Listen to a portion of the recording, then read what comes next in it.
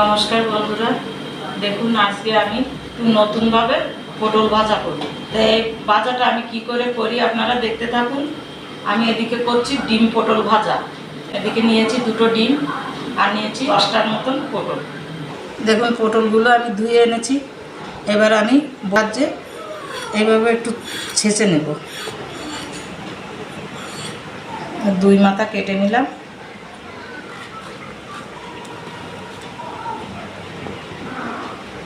এবার আমি একটা চামচের সাহায্যে দানাগুলো আমি বের করে নিচ্ছি। ভিতরটা সুন্দর করে ফাঁকা করে নেব।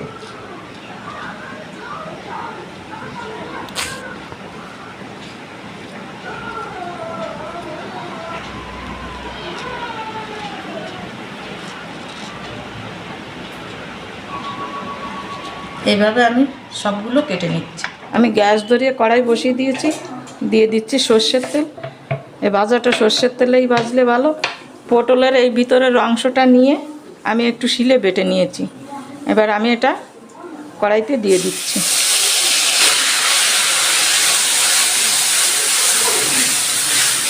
দিচ্ছি কয়েকটা গোটা রসুন, দিচ্ছি অল্প একটু লঙ্কা কুচি, এবার দিচ্ছি একটু পেঁয়াজ কুচি। আমার ভাজা হয়ে গেছে, আমি গ্যাসটা অফ করে দিচ্ছি। এই জায়গায় আমি 2টো আলু সিদ্ধ করে নিয়েছি একটু নুন হলুদ দিয়ে। আমি এর মধ্যে ভাজা মশলাটা নামিয়ে নিচ্ছি।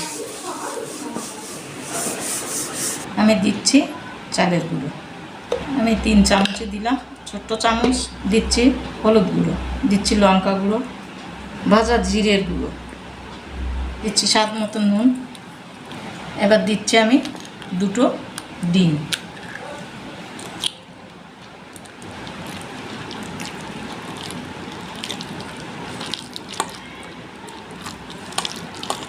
মাখাটা আমার হয়ে গেছে। এবার আমি পটলের ভিতর পুরটা ভরবো। এর মধ্যে একটা করে রসুন দিয়ে দিচ্ছি আমি। আমার একটা ভরা হয়ে গেছে, আমি আর একটা দেখিয়ে দিচ্ছি।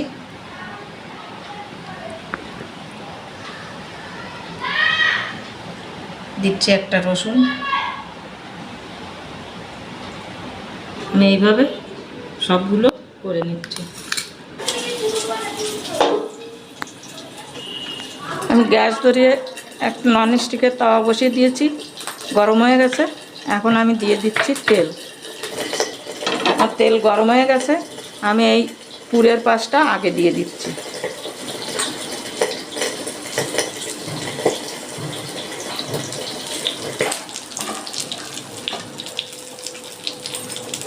দেখুন আমার এক পাশ হয়ে গেছে, আমি আর এক পাশ উল্টে দিচ্ছি। এবার আমি ঢাকা দিয়ে দিচ্ছি যাতে পটলটা তাড়াতাড়ি সিদ্ধ হয়ে যায়। দেখুন ঢাকনাটা খুলে দেখছি,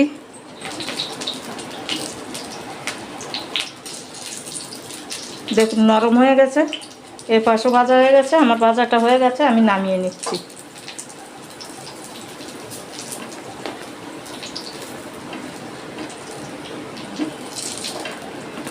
এই যে আমি চালের গুঁড়ো দিয়েছি। চালের গুঁড়ো হাতের কাছে না পেলে বেসনও দিতে পারেন, বেসন দিলেও হবে।